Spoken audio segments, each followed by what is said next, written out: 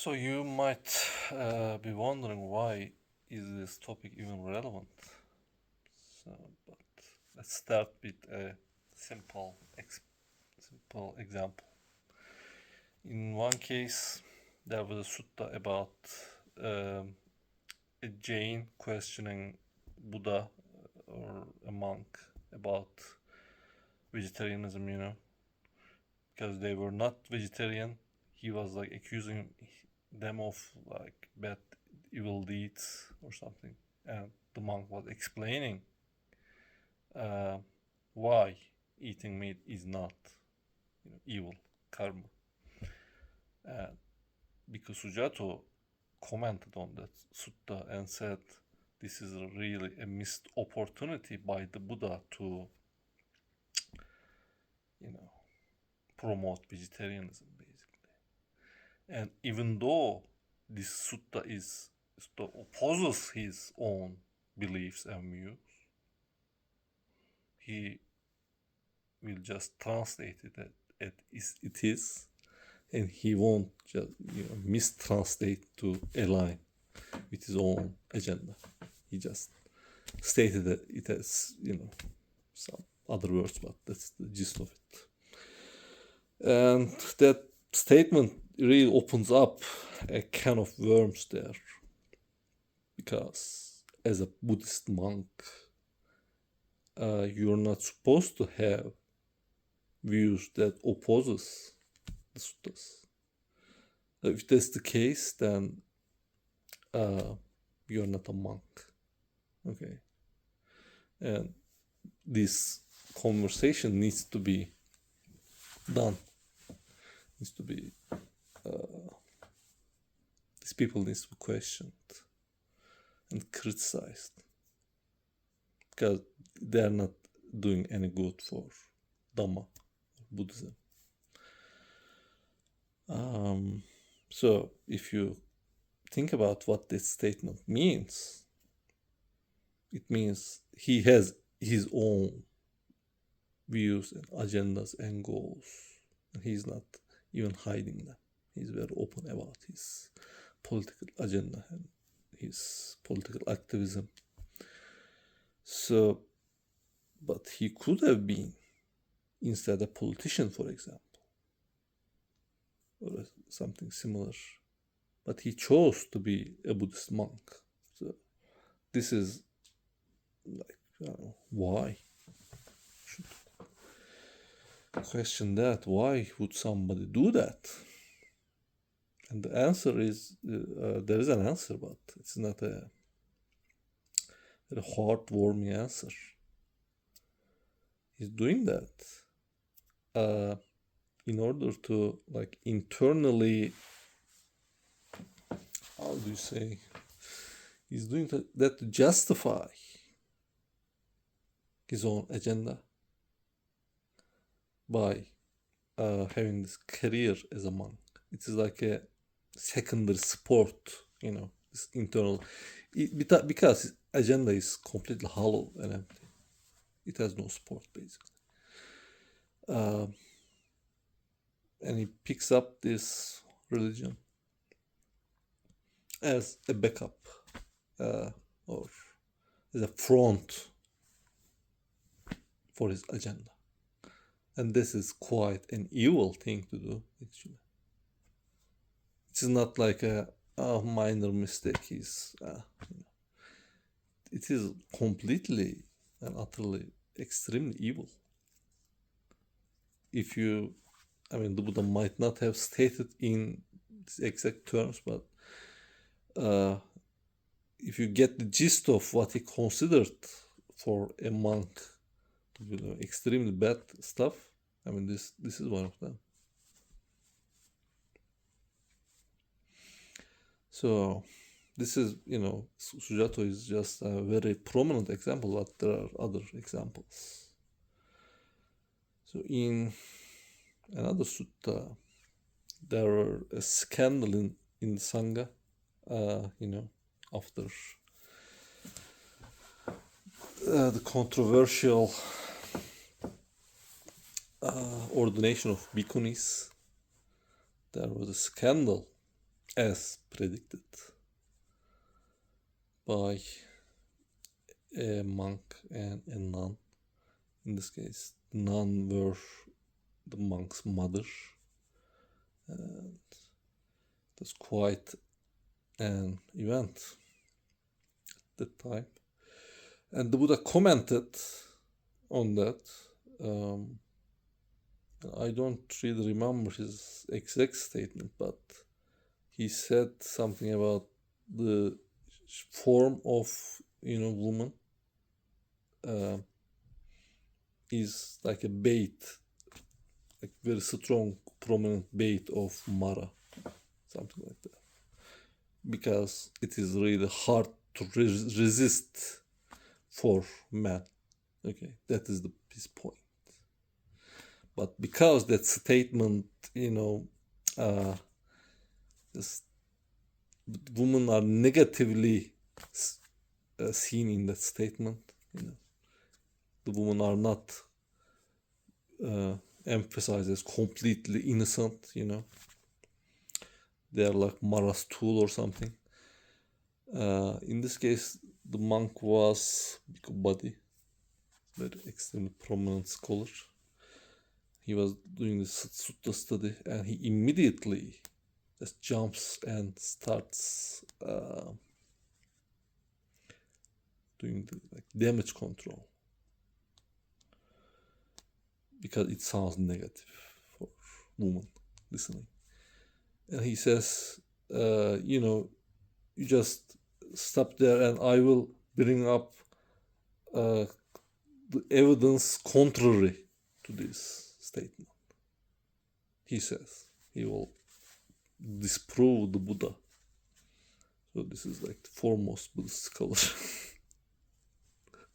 Western Buddhist scholar, let's say. And he brings up some statistics. And what does those statistics say, you might ask? And those statistics are rape statistics. And as expected, very high percentage of rape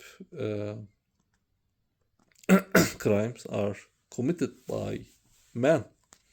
Why? Because it seems that they have a hard time to resist the form of the woman, which is exactly what the Buddha said here.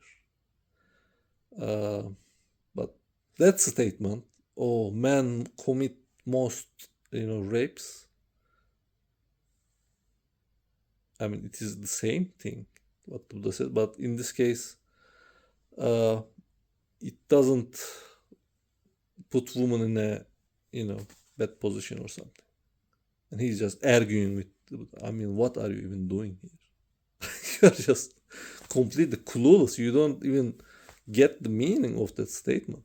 You're just completely jumping because somebody's feeling might get hurt because he could misunderstand the statement.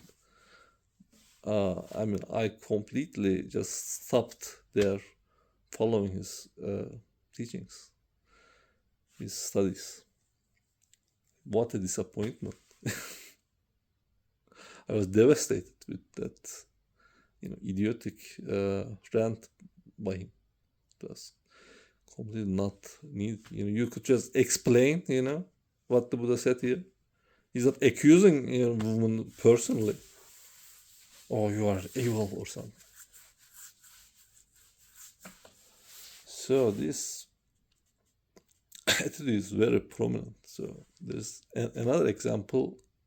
This is quite often discussed, is the ordination of bhikkhunis. Very controversial. And the bunch of around Sujato want to just get rid of the sutta because they don't want to deal with why the Buddha might have rejected or something. I mean, there are several reasons why. Because it just simply could have been he could have been testing their conviction. He does that in many suttas. But I mean, it might not have been that. But you don't need to say that this sutta is inauthentic, because it is not inauthentic. There is no evidence aside from the verse that true Dhamma will last only 500 years. I mean, that's a weird statement. It could be like rewording of his real statement. I mean, that there are statements like that. There was his, let's say, original statement, and it just as an explanation. For example, a monk explains in other words, and it might be like remembered as his explanation. Okay, the Buddha might have said the integrity of sangha might not last as long as it would if he ordains women. And for example, a senior monk explains that statement to a junior monk, for example, or true Dhamma won't last 500 years instead of 1,000 years or something. But there is no reason to doubt the authenticity of this. The only reason you doubt is you bought into the modern religion of, everybody being completely equal in every respect or something. They must be, because the fact that they are not equal is very bothering to you, because it shows this fundamental, existential disparity, this injustice in the world. And that injustice, you can't just blame it on someone. It is how the world is, basically.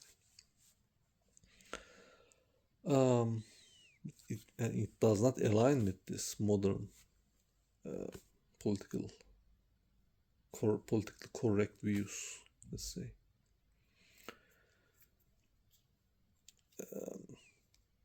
But the Buddha stated in many ways that people are not born equal. So, for example, there is one sutta which is again controversial. Ananda asks the Buddha why women don't, like men do, form political councils, and this cabinets or something at the time. This aristocrats form this, what do you call it, senates or something. And they, vote on things. Why don't women do that? He said. And some other examples, like they make trade companies. They go to Persia and do trades, And why don't women do that? He asks the Buddha. So you would expect him saying, oh, the patriarchy or something. But he says instead, what does he say? He says women are not, women are jealous. Women are more emotionally, they are not as rational, and they are not as intelligent as men. That is what he says. So the reaction of people who read that sutta is completely like emotional, their reaction. Oh, how could the Buddha say something like that, misogynistic? And I mean, if you're taking two objects, for example, so which one of these objects are heavy? So one of it is heavier than the other. They cannot be completely equal. That's impossible. So this object is heavy than this object. And is there something wrong with that? I am more intelligent than this person. I am less intelligent than that person. What's wrong?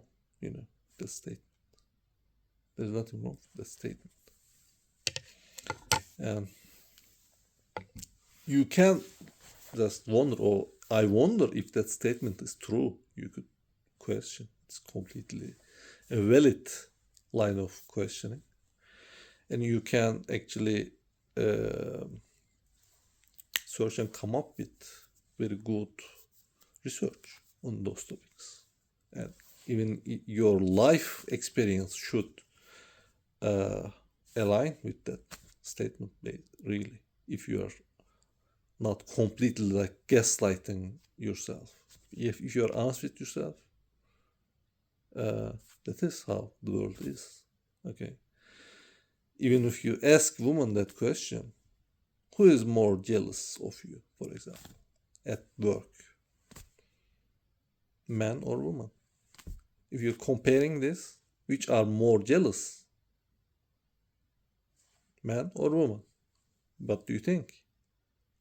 Do you think men are more jealous than women? If you're honest with yourself, the answer is obvious. Even women complain a lot that they are like women are very hard to get by because they can get jealous on very trivial things that men wouldn't even think of.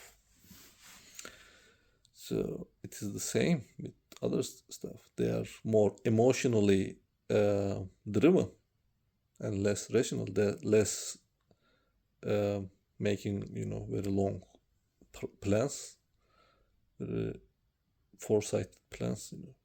They are more prone to just acting emotionally, and that is again proven with studies. There are psychological traits. Okay, trait neuroticism is very high in women on average.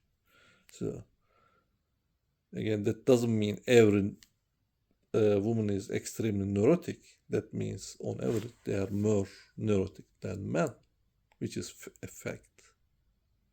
And that is the reason the Buddha gives Ananda. They are factual reasons. Okay. And they don't mean women are inferior in all respects than men. I know women are better in a lot of respects than men. Okay. They are, for example, they are extremely better. They are like 1,000 times better at childcare than men. Okay. Men can't even hold a baby. Wow. That's completely natural to them. And you might think, oh, that's that's extremely important. That's like one of the most important jobs in the world. Doesn't make much money, but that's the next generation of human beings. They are extremely good at nursing. They are extremely good at verbal skills and skills that require memory. I know for a fact my memory is not very good. I am slow at coming up and remembering stuff, and women are 10 times quicker than me. I don't get resent. That's how it is. That's how the hand that you are dealt with, and you don't get to like resent over that. You don't get to no, we are completely equal in it.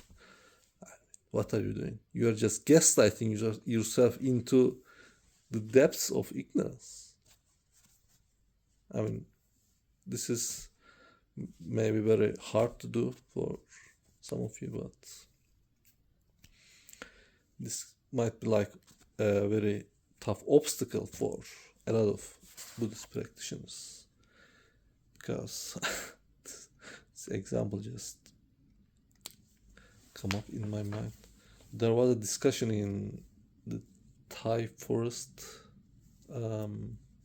forums, and somebody says his monk is not he does not support this. I don't want to say the name, that virus. That precautions for that virus, he does not believe they are effective.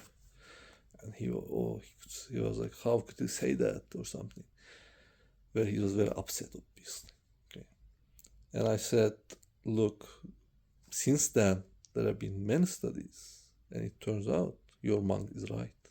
Okay, those precautions are not actually very effective, and there were very serious side effects. Okay, so you should be happy that your monk has more wisdom than you, at least.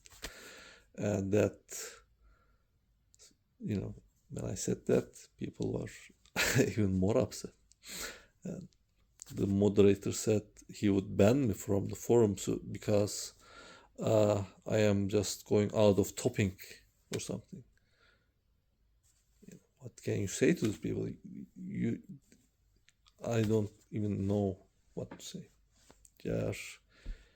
So their drive, okay, their belief, their motivation is completely different. But on the side, they are doing Buddhism on the side.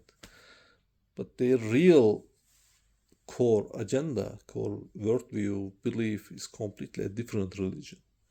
So you can't do. You're completely wasting your time with this stuff. Okay, there can be no, not even enlightenment. There can be no mundane right view if you're keeping this double think.